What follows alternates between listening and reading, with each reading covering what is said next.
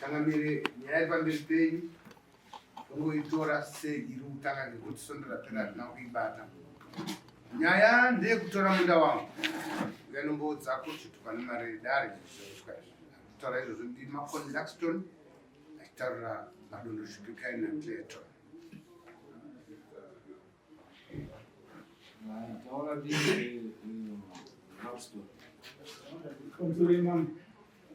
Ndauya pano ndakamirira mbuye wanyaguta tiri pamusoro penyaya yemunda watatenda Makoni uyo akapiwa nasabhuku nyaguta. Ndo mamiriro andakaita zvakamira zvakadai. Tatenda akapiwa munda nasabhuku nyaguta kunzi awake, asi asati apiwa munda uyu wakambopiwa Clayton madondo. Clayton madondo ndobva asiya munda uyu kwamakore anoita 7-8 asina chaakabvisa chegumbo kwasabhuku nyaguta. Sabhuku nyaguta wakaona zvakakodzera kutora munda uyu kwakupa tatenda Makoni newakoma wake wairi. Wakati munda uyu munokwana muri watatu ndipo muchagara ipapo sezvo muri nherera dzisina anozokuonai. Saka ini sasabhuku nyaguta ndakusiyirai nhaka yenyu kuti muzoone musha wenyu.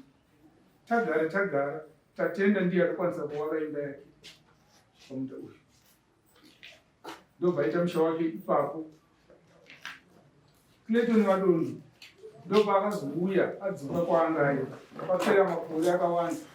Haana kusuma sabhuku nyaguta, akasvika achingowaka kwakutozoona pakutowakwa patova nedanga. Tatenda ndipo akasvika akachibvunza zvinofamba sei kwakuchiuya kwasabhuku kwakutaura nyaya yake. Ndozvandakuona kumunda kwangu sabhuku kwakuchindituma senhumwa yake kanzi ndaundooni ndokuona ndizvozvo kanzi china unobvunza Clayton ndiwo uri kuwaka here ndokundomubvunza kanzi ndiri kuwaka kwakuchidzoka kwasabhuku kwakuwapira nyaya kanzi iyi yakakura iyi yakuda dare. Sabhuku ndobva adaidzira dare nyaguta. Nyaya ndokubva yatongwa. Nyaya ichitongwa kudaro sabhuku akaona zvakakodzera kuti kwete mese muri wana wangu. Kana paina akakanganisa zvekuti akamboenda makore akawanda anonipa mutemo kuti nditore munda hazvisina basa. Muri wana wangu mese. Munda uyu makapiwa riri purazi wakakurisa. Ndakuchikudimburai nepakati ndoti uyu kwake uyu kwake mogara zvakanaka. Wana wakabvumira wakasvigamuchira izvozvo wakabvisa mari dzavo dzedare. Ini ndine mumwe wacho ndakatumwa kundoguhwa munda uyu. Ndikaenda tikaguhwa munda takawanda tikasainirana wakasainirana wakati aiwa nyaya yapera. Mushure mezvo kwapera mawiki ndobva wachizouya mukoma waClayton Shupikai madondo akati zvamakatonga mudare renyu rekwanyaguta ina handina basa nazvo munda ndakutotora. Ndobva enda kune umwe muzvare anoitwa mai guru natatenda akati endai mundoudza mhuri yenyu yese kuti munda ndatora.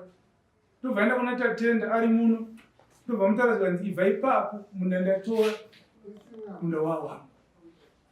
Kwakuchidzokazve kwasabhuku nyaguta kwakuwapira nyaya tikanzi iyi handichaigoni kai iyi yakuda chi riri pamusoro. Kwakutakura nyaya tsamba ndobva dzanyorwa kwakutsvaga nenda netsamba tikanzi iwewe ndiyo gumbo rangu kutaura ini enda nayo kwashechikunguru. Ndobva yasvika kwashechikunguru. Shechikunguru ndokugamuchira tsamba ndokubva watuma nhume dzavo makurukota avo kundoona kumunda kuya ndokusvika zveshuwa ndokuona zviri kuitika ndokutibvunza mugano yatakanga tatara ndokuvaratidza kati saka dambudziko riri papi. Ndokuchikokera dare ravo shechikunguru. Zuva rekutanga wakasunga Shupikai madondo. Shupikai haana kuenda. Wakati aiwa mutemo unondibvumidza kuti ndimunyorere imwe tsamba ndokumudaidza ndokubva aenda. Zuva rechipiri nyaya haina kupinda. Shupikai madondo akati ina handitongi handina kana mari yedakaenda handifi ndakaiona saka ndatoya kuzokutaurirai kuti hamunditongi. Inini ndine anonzi malegal advice. Muchatoona makuya kwakuya tsamba dzekuzokusungai imini. Chechikunguru wakati pakanaka takuchimirira tsamba dzako tinodzipawo 2 weeks. Ndobva apiwa 2 weeks.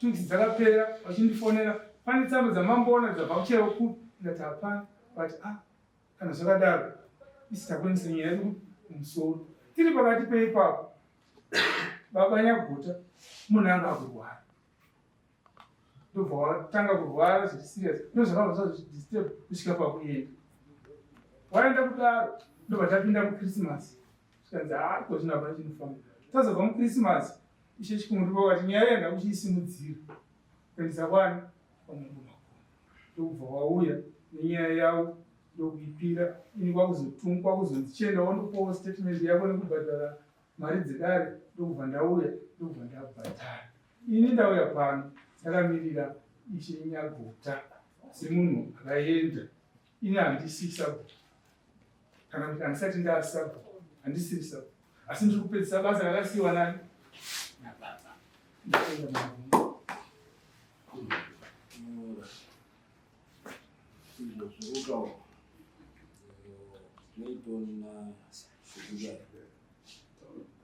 Akatora Munda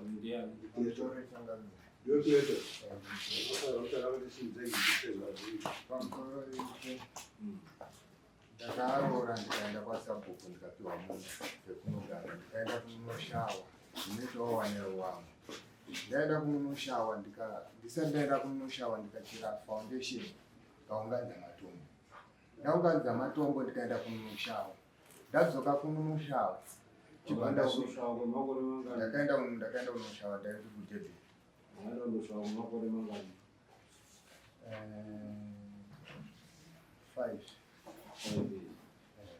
ndaenda kumushawa ndadzoka ndichisvika ndichibva ndaenda kumunda kwangu chinonowaka ndawaka sicheni ndapedza kuwaka ndobve ndakaona ndanyorerwa samanisi kunzi uya kudare samanisi racho ndinaro ndakanyorerwa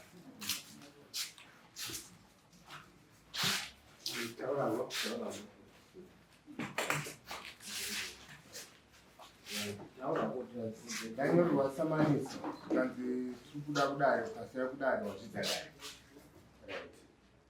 semunhu ndichangobvawo kufirwa nemwana ndiri kubva mukuchema chibva ndaenda nemudzimai mukoma wangu asipo nanamai ndaenda kudare bva ndasvika vanditaura kuti ini ndakapiwa munda nachangamiri ndikaenda kunoshawa zviri kuitawo wanero wamwe ndadzoka ndawaka munda mangu zvikanzi ipapo zvikanzi kumunda isi tinozwa munda ndawamadondo iri kutaurwa vari kutaurirana pachezvavo iwo madzishe ndo pakanzi munda ngatidimbure zvikanzi ayo mboo yangu yenge irifanira kunge iriko nayo wamwe wacho handina kuwaona handizvi kuti wazvidza dare here kana kuti next door yangu anova muzukuru wavo haana kuuka ndendoti pamwe kuti handitaura hangu zvakawanda ndingoti ayo next door yangu angaite se angataura ndo pakanzi munda titoita se tiri kudimbura anova munino wavo ari kutaura alakisonasikuya akataura kuti ayo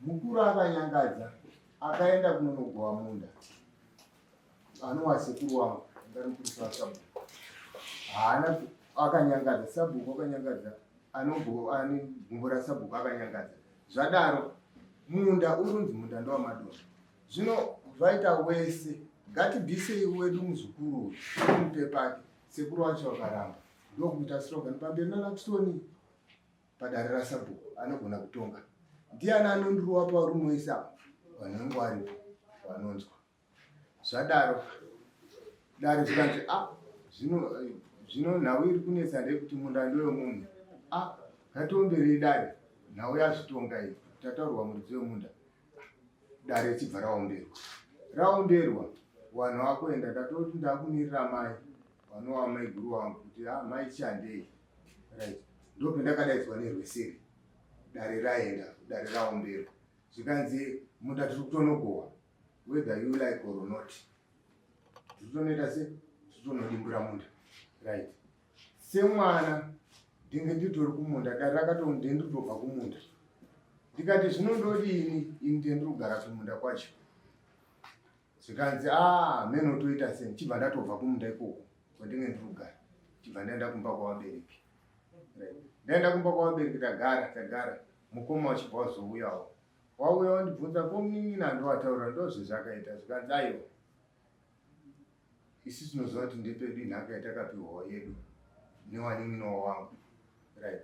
Zvadaro tagara mvura ichibva yanaya chibva ndarima pamunda pani pangu chibage chitori mumabvi ndarima pamunda pangu ndopendakazonzwa mukoma wakuti kwauya samanisi mumashure umu ndepekuti mukoma wakasungwa wachibva waendeswa kwachikunguru kati isati tongwa kwachikunguru totongwa kwafurimbo ndozvetinoziva tsamba dzacho dziri kubvako dziri kuya dzoti ndi ndakandomagara kwachikunguru kwendisingazivi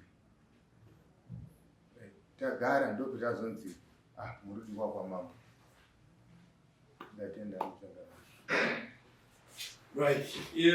Iyo munda wakapuhwani ndio unoti wakapuhwa specifically mambo ndakapiwa madonda ndio wakapuhwa right. Ko iwewe pawaenda kuDurban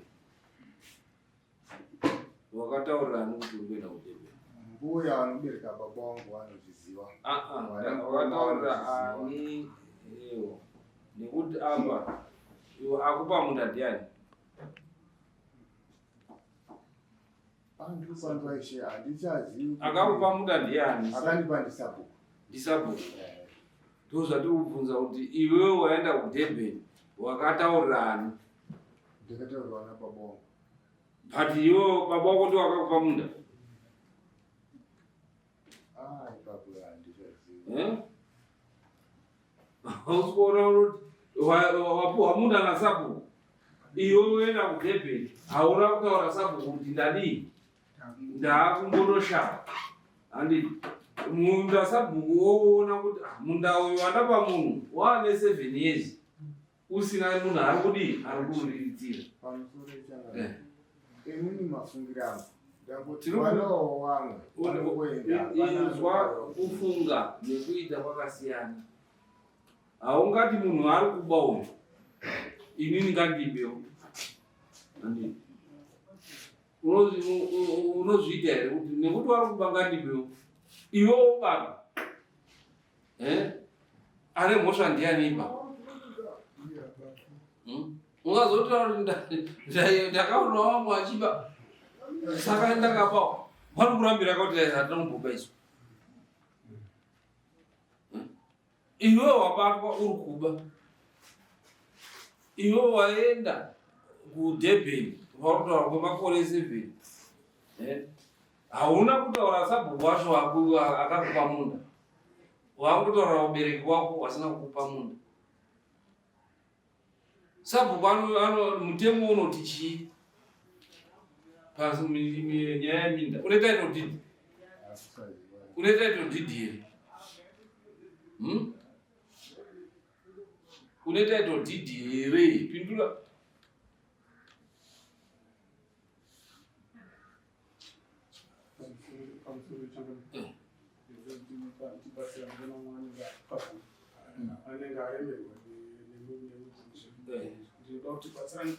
Nekuti akapuhwa munda iwe hauna kupuhwa munda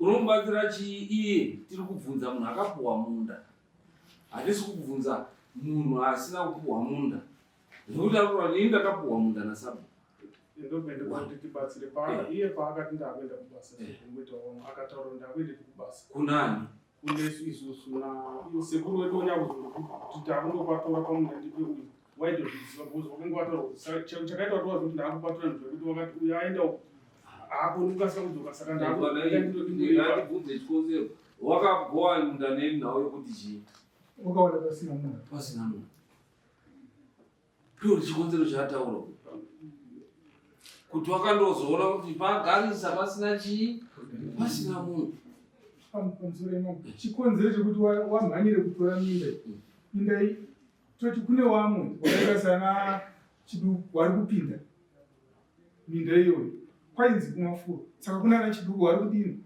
wakudawo dunhiro pakuti aiwa apiwa ngatoise mhoko awake ndozvaiitwa chiti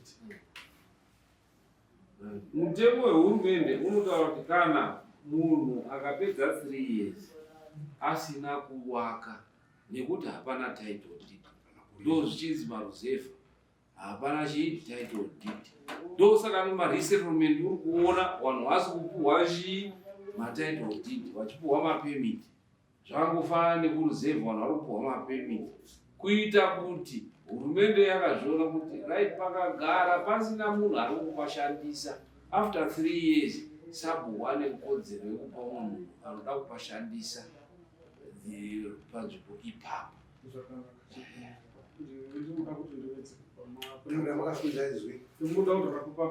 Ngosiya zvefoni unotanga wakumbira kuti iziye kuti foni chinotibatsira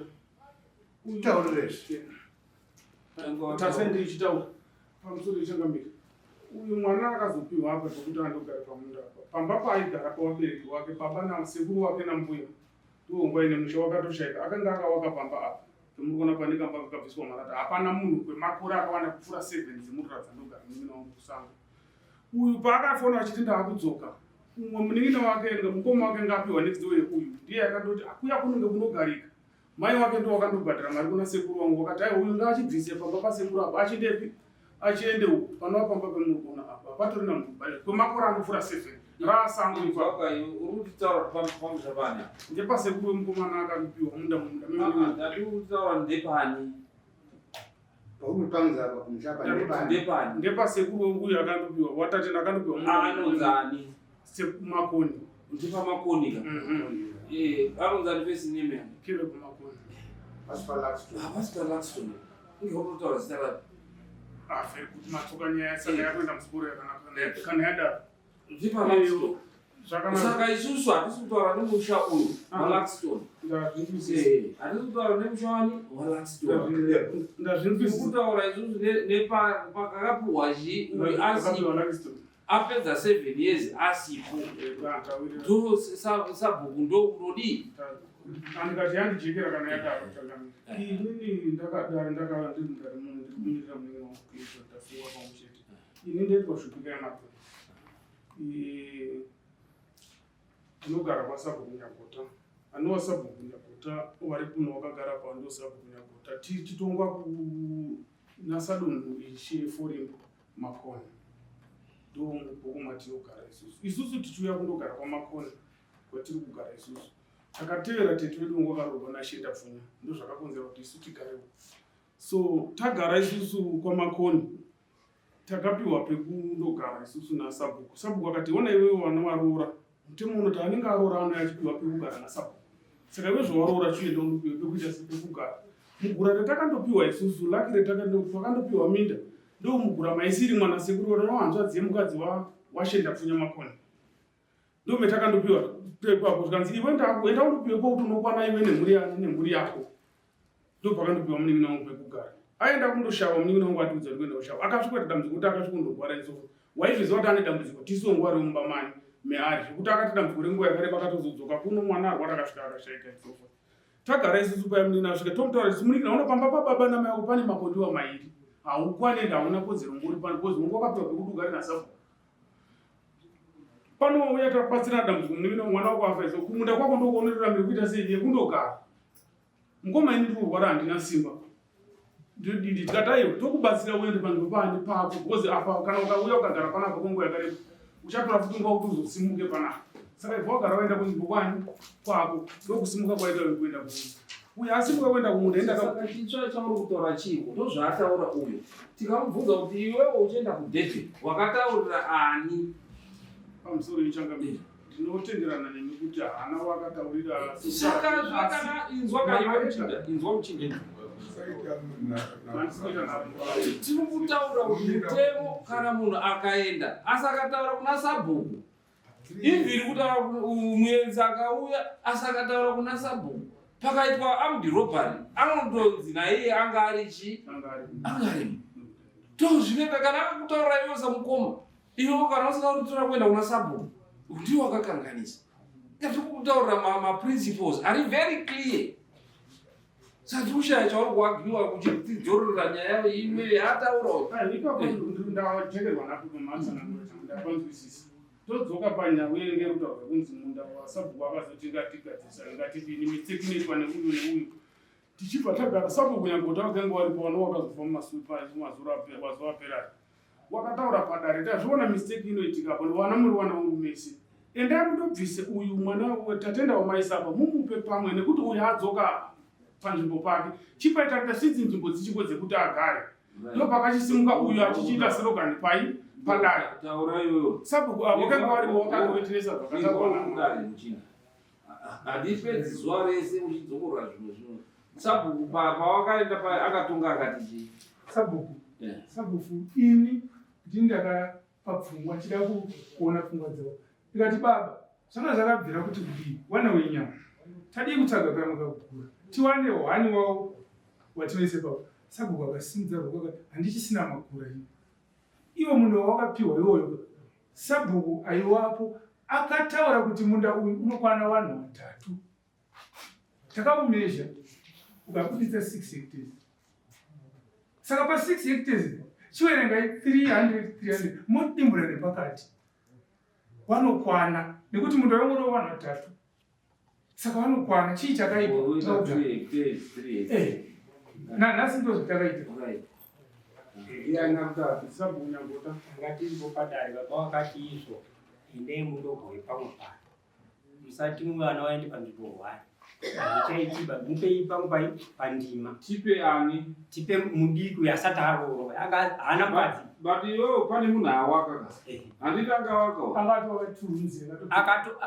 saka sabhuku ane pfungwa akataura kuti munhu awaka ngaabve pachiuya munhu asati awaka akatoputsa umba pamba pasekuru wake pautora marata zvekuputsa zvaakaita hatinei nazvo anga akawaka here haasiri iye muridzi anga aripo pasitendi aripo iye zvinezvi haasiri iyeba ndiani muridzi wepo chaizvo zvakatosungwa ari kujeri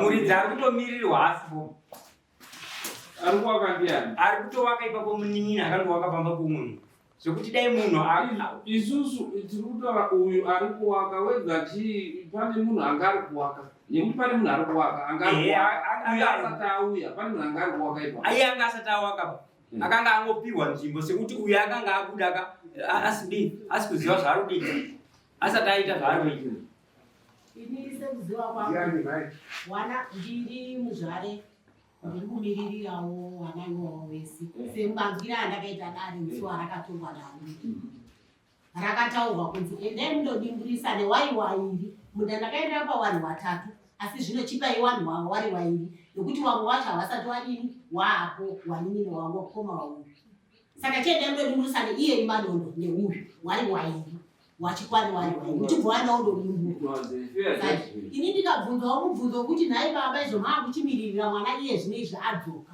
musipo asipo mwana makati makanyarara munda uchigoyiwa imimi musina echeni yekuti muzotaurawo kuna sabhuku kuti mwana ari kuuya ari kuda kudini achauyawo waka akambondoshawa makadii kufanira kumubhadharirawo zvake zvida kubhadharwa zvacho pamunda iwoyo nokuti paibhadharwa zvekubhadhara asi haana kudini haana kusiya aita zvese saka zvairatidza kuti haasi kuda nekuti minda yedu utonzi igadzirwe itoite wani saka ipapo ndipo ndisinozwisisa kuti hawana kunyatsonzwisisa here kuti zvanzi chiendai munodimburisani wanhu wairi isu tikaswere tichipedza tinotora judgment yayo yasabhuku yekuti vanhu ngavadimburwe nepakati yakaiswa nani nasabhuku wogara seizvozvo anenge atyora mutemo iyoyo vakomana vakuuya anobvisa mubhebhi izvo zvapari tatokubhadharisai aiwa hatikadetsanehausi mudzi wemunhu tikaswere tichinetsanewo endai unzwa tatopa judgment monodimburirana mundaiwo nepachi nepakati mogarapo muri vanhu wairi ndo judgment iyo okay